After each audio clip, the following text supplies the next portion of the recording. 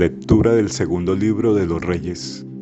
En aquellos días Salmanasar, rey de Asiria, invadió todo el país, subió contra Samaria y la sitió durante 3 años. En el 9º año de Oseas, el rey de Asiria conquistó Samaria y deportó a los israelitas a Asiria.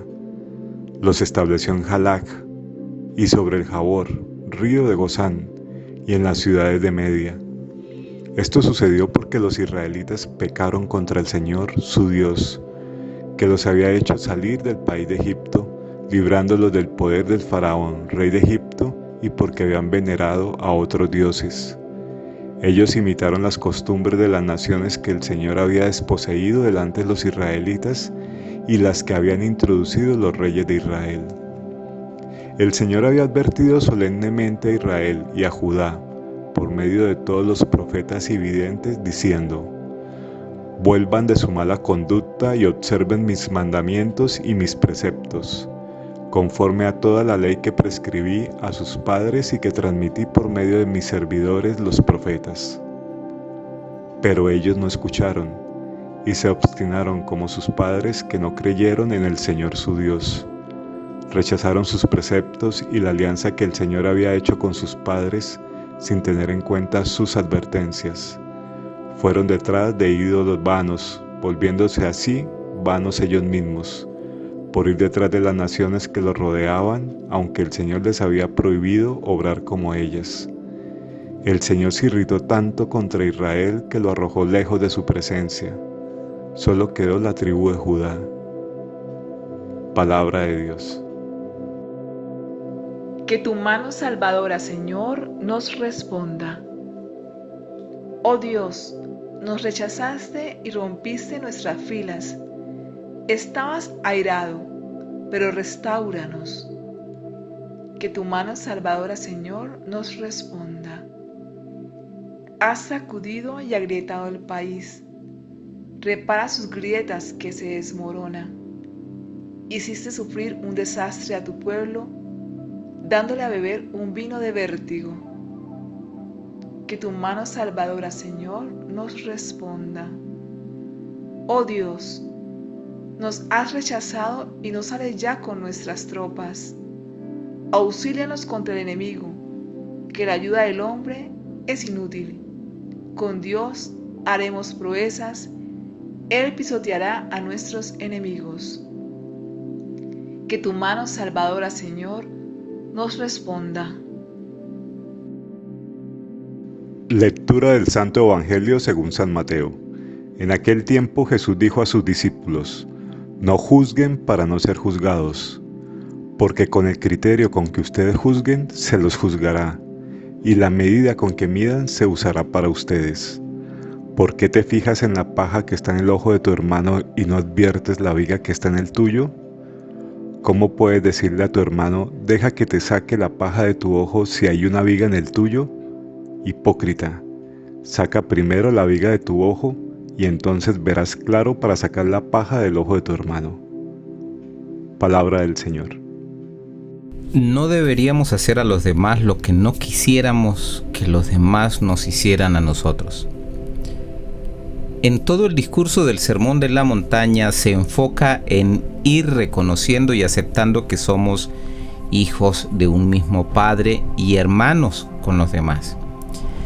Ciertamente nos llevará a ser comprensivos, pacientes y tolerantes con los demás, pero sobre todo también ser auténticos, coherentes con nosotros mismos y desde una actitud humilde poder aceptar e ir corrigiendo nuestros errores. Es fácil ver los errores de los demás y no los propios. Esto muchas veces se debe por falta de una verdadera conversión y superar la autorreferencialidad. Aprender que el centro no somos nosotros, sino Jesús. Él debe estar al centro de nuestros pensamientos, palabras y acciones, el centro de nuestro discernimiento y decisiones. Por ello, recordar que estamos llamados no a condenar, sino a condonar, siguiendo la misma actitud de Dios para con nosotros, quien actúa con fidelidad y misericordia siempre. Tener presente que en los escritos sagrados amar significa hacer el bien, encontraremos que en el Antiguo Testamento se mandaba hacer el bien solo a los buenos y se comprendía que se debía castigar a los enemigos y los que hacían el mal. Jesús plantea una superación de todo ello. Los discípulos deben hacer el bien sin mirar a quién, es decir, a todos, incluso a los enemigos, a quienes les agreden y persiguen, así como Dios es bueno con todos.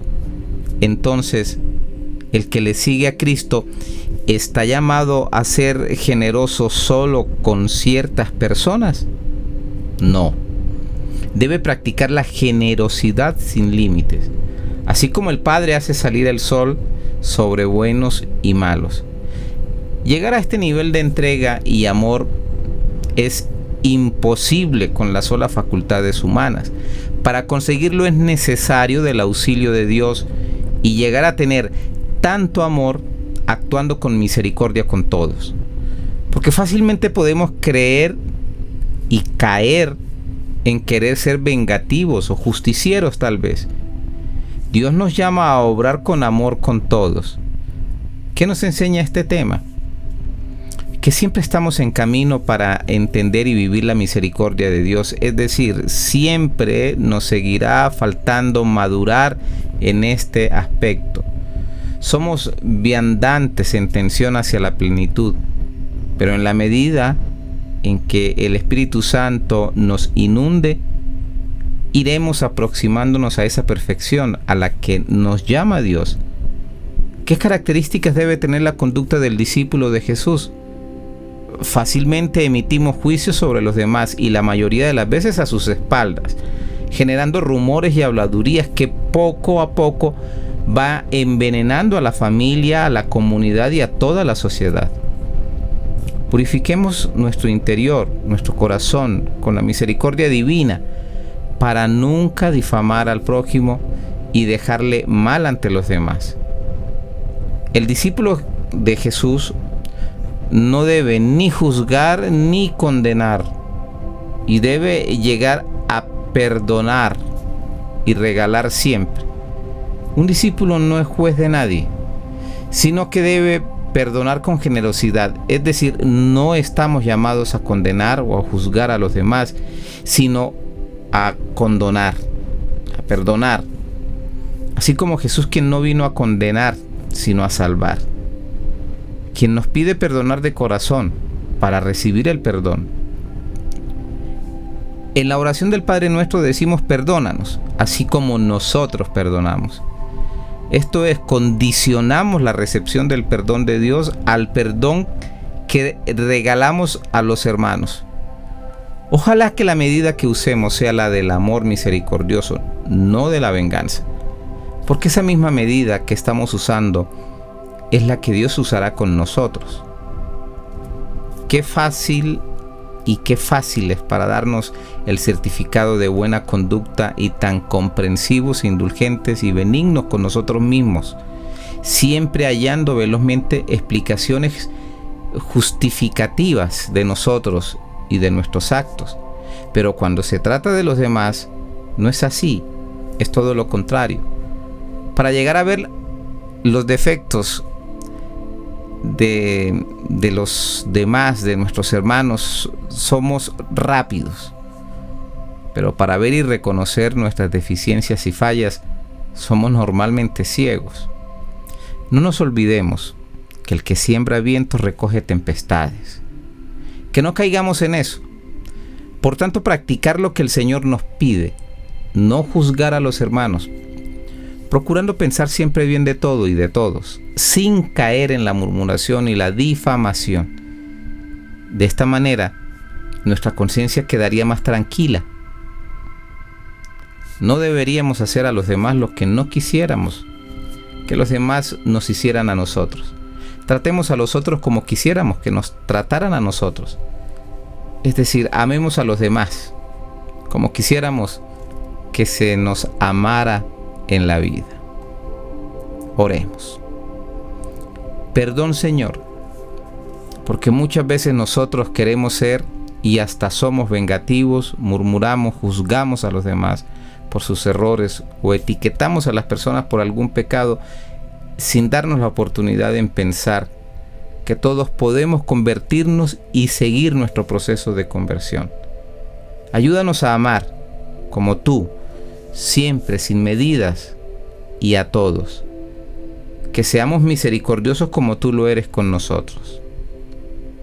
Gracias porque eres misericordioso con nosotros, pues no nos tratas como merecemos por nuestros pecados, sino como a hijos tan amados, regalándonos tus bendiciones. Amén. Misionando con amor, un paso al día, un camino de fe.